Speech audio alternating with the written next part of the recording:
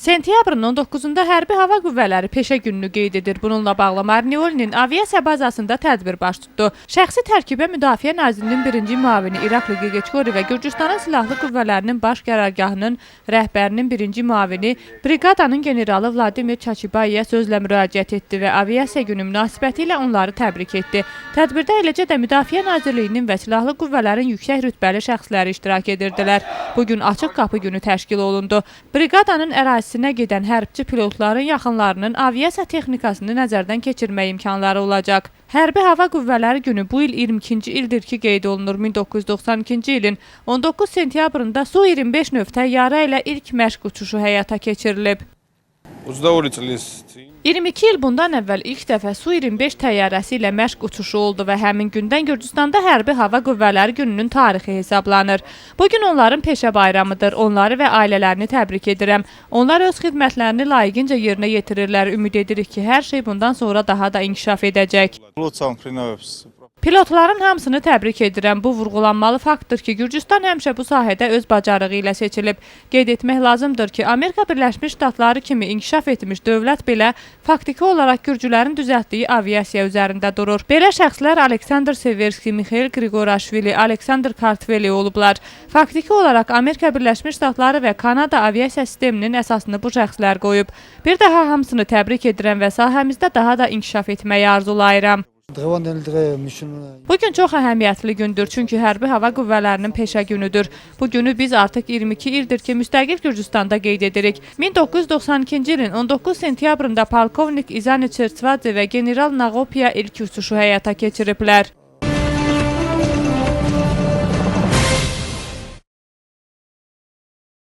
2014-cü ilin 19 sentyabr tarixində yerli özünü idarə etmənin sıradan kənar Sakreblo iclası baş tutdu. İclasda sədr müavini və deputatlar iştirak edirdilər. 17 məsələ müzakirəyə çıxarıldı. İclasın açılışına Maliyyə Büdcə Xidmətinin rəhbəri Vüqar Məmmədov büdcəyə daxil olmuş dəyişikliklər haqqında məlumat verməklə başladı. Bilirsiniz ki, 2009-cu ildən biz Levan Samxareuli adına Milli Ekspertiza ilə Marneuli munisipatetində həyata keçirilən işlərin ekspertizası məqsədi ilə müqavilə bağlayırıq. 2014-cü ildə 100 min lari dəyərində məbləğə müqavilə bağlandı. Müqavilə bugündən başa çatıb. Bizim yenə də vaxtımız və ekspertiza aparılmalı işlərimiz var. 50 min larinin əlavə olunmasını da hesablayaq. Canxoşda həyata keçirilən layihələrdən də 13.300 lari dəyərində məbləğ əlavə olunub. Orada əhalinin sayı çox olduğuna görə nəticə üçün müəyyən miqdarda məbləği götürdük. Bu dəyişiklikdən sonra büdcə 24.705.445 lari oldu. Deputatlar arasında Marneuli munisipatetinin sosial proqramına daxil olunacaq bir dəfəlik yardımlar, medikamentlər və müalicə, əməliyyatların maliyyələşdirilməsi mövzusunda narazılıq dayanandı. Yekunda məsələ növbəti iclasa saxlanıldı. İclasın növbəti 4 mövzusunu deputat Kote Bojoidze müzakirəyə çıxardı. Onlardan ikisini deputatlar qəbul etsə də məsələlərdən ikisi növbəti iclasa saxlanıldı.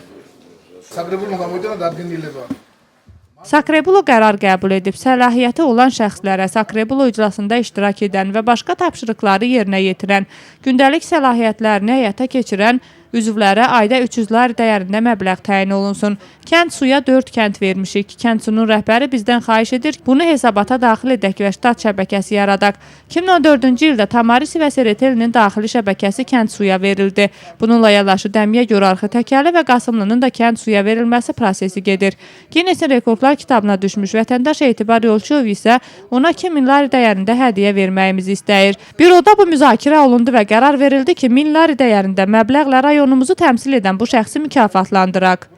Məsələlərin müzakirəsini deputat İrakli Burnadze davam etdirdi. O, əməkdaşlarla müzakirəyə 7 məsələ çıxardı. Kürdlər ərazi birliyinə daxil olan Böyük Muğanlı kənd sakininin qeyri-qanuni şəkildə istifadə etdiyi torpaq sahəsi ilə bağlı məsələ isə növbəti iclasa saxlanıldı.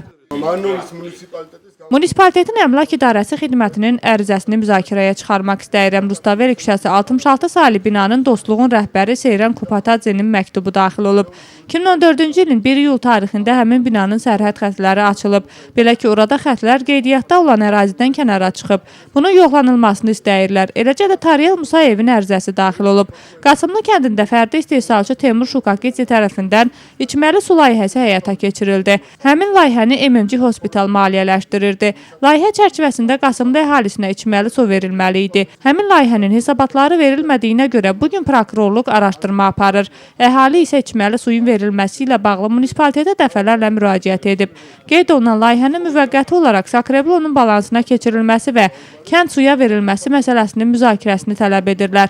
Marneoli munisipalitetinin icra hakimiyyətinin ərizəsi daxil olub. Ərizədə qeyd olunub ki, Kürdlər Ərazi Birliyinə daxil olan Böyük Muğanlı kəndinin parka aid olan ərazisindən sakinlərdən biri istifadə edir.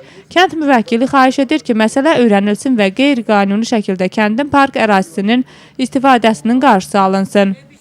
İclasda vətəndaş Valer Kveladzenin təcili əməliyyatı üçün vacib olan 53 min lari dəyərində məbləğin ödənməsini yarım saat müzakirə nəticəsində deputatlar bir səslə dəstəklədilər.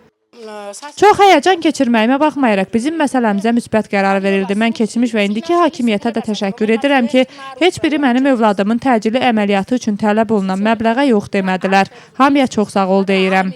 Sakrebulo sədrinin müavini Valeri Metreveli yekunda iclası qiymətləndirdi. Bugün sıradan kənar iclas baş tutdu. İlk olaraq yeni təsdiqlənmiş sosial proqram müzakirə olundu. Bu proqrama bir neçə dəyişiklik daxil etdik. Yeni proqramla çalışırıq ki, daha çox ehtiyacı olanlara yardım göstərək. Digər məsələlər də müzakirə olundu. Ən ağrılı mövzu isə Sereteli kənd sakini Valeri Kveladzenin əməliyyatı məsələsi idi. 2001-ci ildən ona çox vacib əməliyyat lazımdır. Böyük məbləğ tələb olunur və həmin ailənin bunu ödəmək imkanı yoxdur. Səhiyyə Nazirliyi 10 min lari dəyərində məbləğ köçürüb, ancaq bu yetərli deyil. Xanım isə 53 min lari dəyərində məbləğ istəyi ilə bizə müraciət etmişdi. Sakrebulo deputatlarının əksəriyyəti xanımın istəyini təsdiqlədilər. İclasda 17 məsələ müzakirəyə çıxarılsa da onlardan bir neçəsi növbəti iclaslara saxlanıldı.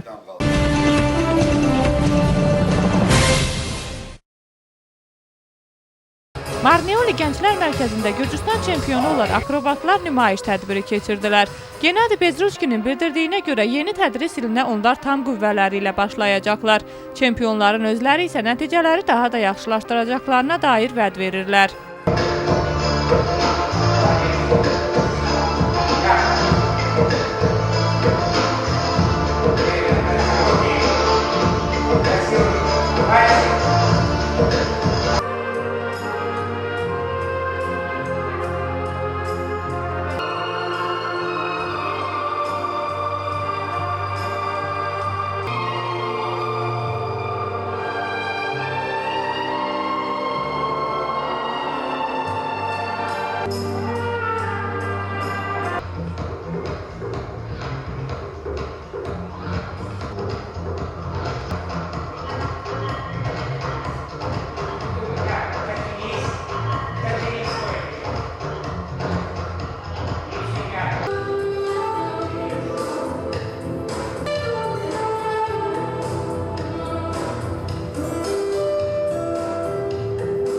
Начался новый сезон.